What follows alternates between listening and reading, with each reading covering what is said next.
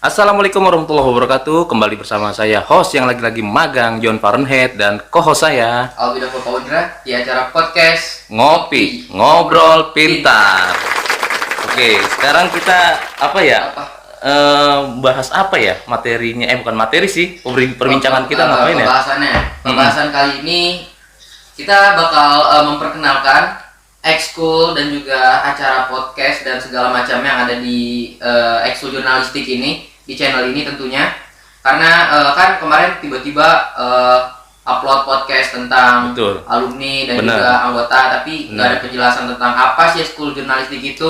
Cuma singgungan sedikit-sedikit aja. Maka kali ini kita bakal membahas sedikit-sedikit lah. Yang penting kalian ngerti apa isi dari ekskul jurnalistik MTSN 17 Jakarta. Oke, sebelum masuk ke perbincangan ekskul jurnalis, saya menginformasikan sedikit mengenai kegiatan-kegiatan yang ada di sekolah MTS Negeri 17 Jakarta ini ya. Untuk ekskulnya itu bukan hanya jurnalis saja, di sini juga ada robotik, ada Maires, ada apalagi tahfiz takosus, lalu jurnalis itu sendiri, ada silat, ada PMR, ada paskibra gitu ya, yang sudah berjalan di MTS Negeri 17 Jakarta ini. Sisanya ditutup. Sisanya untuk sementara bukan ditutup ya, dinonaktifkan sementara gitu kan, karena ada pandemi kan. Makanya sekarang ya yang tadi saya sebut aja baru segitu aja sih. Oke, untuk sekarang kita akan membahas untuk ekskul jurnalis ya. Saya ini ya, pertanyaannya nih.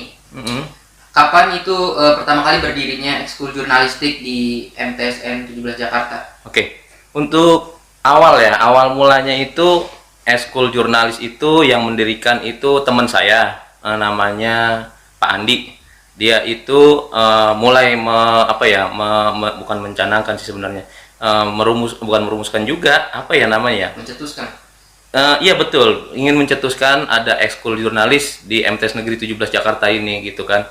Dia itu waktu itu kalau nggak salah tahun 2016 dia mulai mengajukan ekskul jurnalis 17 di sini, dan untuk pesertanya ya waktu itu masih sedikit, masih sekitar ya 10 atau 15 orang gitu loh. Jadi Pak Andi juga selalu berkoordinasi sama saya untuk ekskul jurnalis itu kayak gimana gitu kan. Nah terus beriringnya waktu, setelah mulai dikenal oleh Ekskulnya. Oleh anak-anak, lumayan tuh di tahun 2017 gitu ya udah ada peningkatan, dan kebetulan di tahun 2017 itu saya disuruh untuk menjadi pelatih di ekskul jurnalis ini, sedangkan Pak Andi menjadi pembinanya. Sebelumnya seperti itu. Wow. Gitu. Sekarang Pak Andi mana? Pak Andi kebetulan dia udah pindah, dia bekerja di Kemenhan. Nah, dia dapat kerjaan yang jauh lebih baik gitu kan, dia pindah ke Kemenhan itu tahun 2017 atau 18 ya, 2018 kalau nggak salah pindahnya tuh. Keren. Pak Andi, saya sekarang udah ada di sini nih atas ekskul yang Bapak cetuskan. Alhamdulillah bisa berkembang bersama Joe Fahrenheit. Oke, lanjut ya. Terus itu di sini juga kan di ekskul jurnalis ini ya, sebelumnya itu cuman kita membuat sebelumnya belum ada gitu. Jadi waktu zaman itu cuman ini semacam kayak kita itu ngevlog gitu loh. Perkenalan diri gitu. Model-modelnya begitu, kayak bikin acara bukan news anchor juga sih ya, pengenalan gitu, cuman modelnya kayak pembawa berita gitu kan, nyebutin nama atau dulu kayak gitu tuh ekskul jurnalis. Latihan di depan kamera gitu. Iya, betul, latihan di depan kamera. Kayak jurnalistik, wartawan gitu. Wartawan maksud saya itu, lebih condong ke wartawan waktu Pak Andi itu. Oke, selanjutnya kegiatan di ekskul jurnalistik itu ada apa aja sih? Kegiatan ya, untuk sekarang.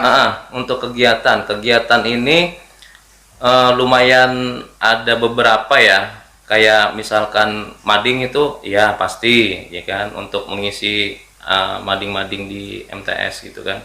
Terus ada lagi ini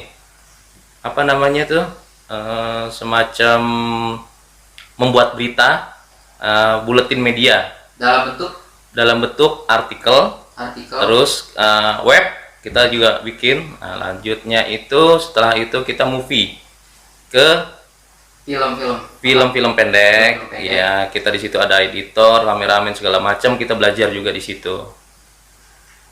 Terus ada apa lagi selain itu? Selain itu apalagi ya? Cuman emang lebih banyak ke arah situ sih ya. Kita ke pembuatan short movie gitu kan. Kita lebih ikut lomba-lomba juga di bagian-bagiannya itu ya short movie. Ada ini juga sih, kita membuat poster digital. Poster digital ini kita menggunakan beberapa perangkat kayak Canva gitu kan. Ada Pixel Lab yang kayak gitu-gitu dah, yang mudah diakses lah oleh anak-anak gitu kan. SMP. Betul. Apalagi kan sekarang kan kreatif mereka jauh lebih ini ya dibanding kita dulu gitu kan. Pola pikirnya dia juga ide-idenya bagus-bagus, makanya nggak ada salahnya kita bikin poster digital gitu.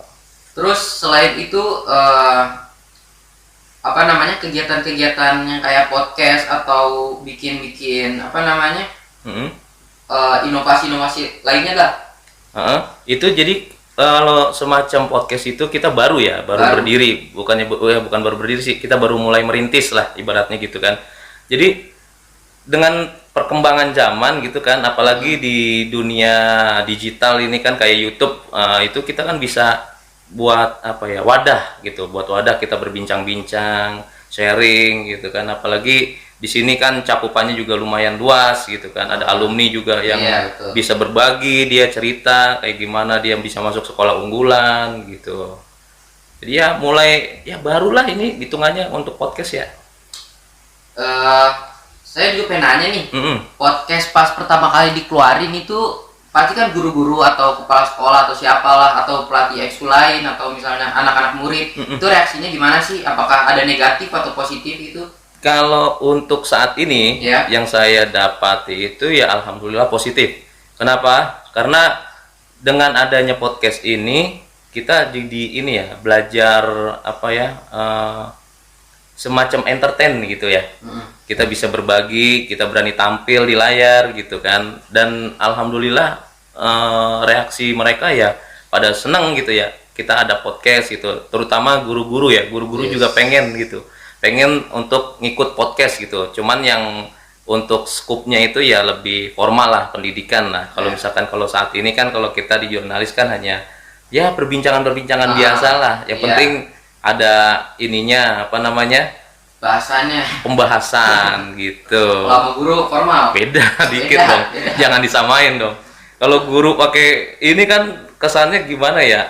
Enggak mencerminkan takutnya gitu. Formal. Menghormati guru. Iya, betul. Next nih ya.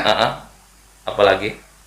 Pertanyaannya agak mirip, tapi ini sebuah pertanyaan tentang rencana kedepannya. Ada gambaran apa atau proyek kedepannya gitu. Oke. Jadi untuk jurnalis sendiri itu, untuk proyek kedepannya itu saya ingin membuat sebuah komik digital, di mana di situ karya-karya anak yang sudah ada dalam bentuk, di sini kan ada program unggulnya juga ya, PBQ, pembelajaran berbasis Al-Quran. Nah, kayak contoh di depan ini kan buku-buku hasil karya anak-anak juga nih. PBQ.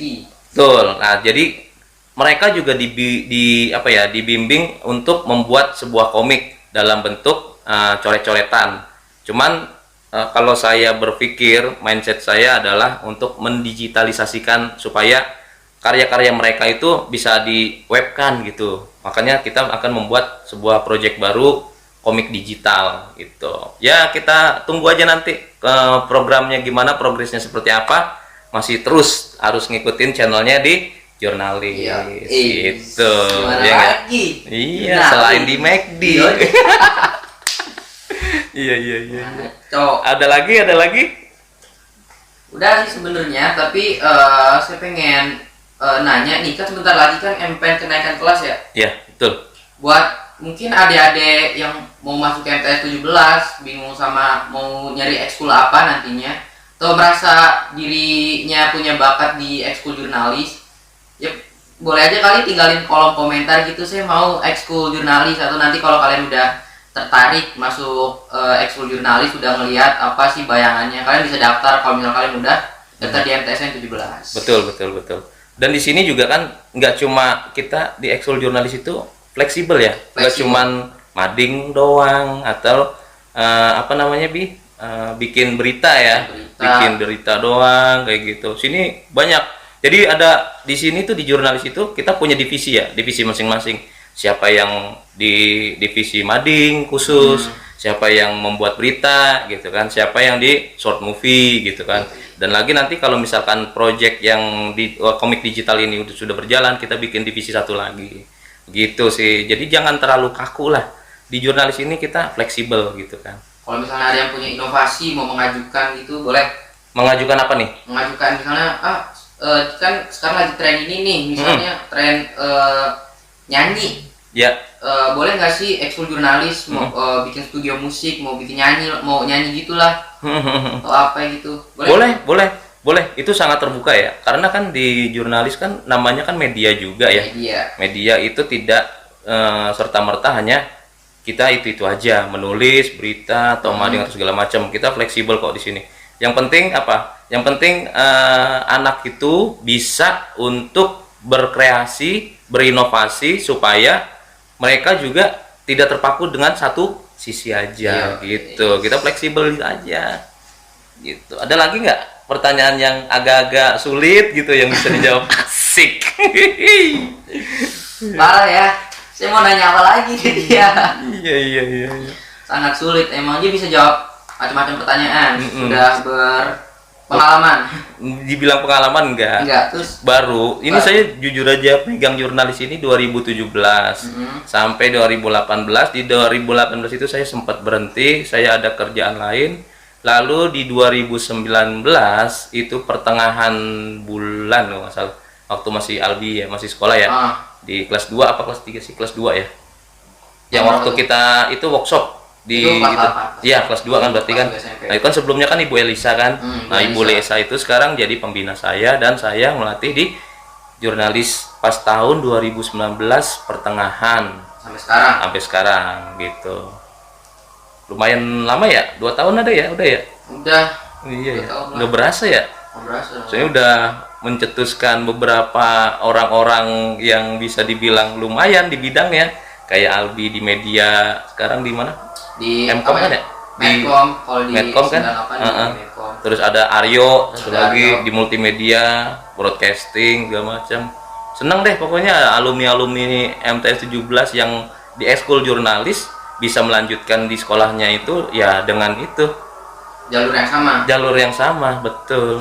Oke, mungkin segitu aja perkenalan mengenai ekskul jurnalis. Mudah-mudahan ini bisa menjadi masukan, bisa menjadi pertimbangan dan juga ada faedahnya gitu kan. Terus apa lagi, Bi? Doakan yang terbaik untuk kami untuk depannya. Itu aja, sekian dari kita ya. Semoga bermanfaat. Tetap sehat selalu. Wassalamualaikum warahmatullahi wabarakatuh.